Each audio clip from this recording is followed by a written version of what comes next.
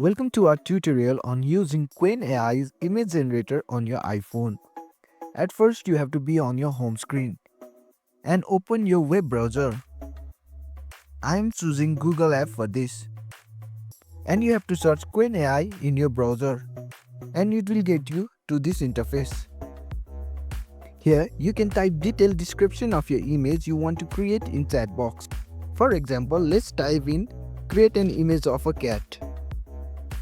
And you have to tap on image generator option to indicate that you want to generate an image. Tap on this icon and click on send. It might take a few seconds to generate the image. Once the image is generated, it will appear in your chat interface like this. You can save this image by tapping on download icon. So, using Qwen image generator on your iPhone is a straightforward process that allows you to bring your creative vision to life with just a few taps.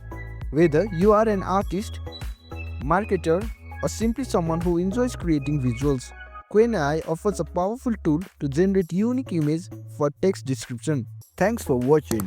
If you found this helpful, give it a thumbs up and consider subscribing for more tutorials. Drop a comment if you have questions or suggestions for future videos. And don't forget to check out our playlist. See you in the next one.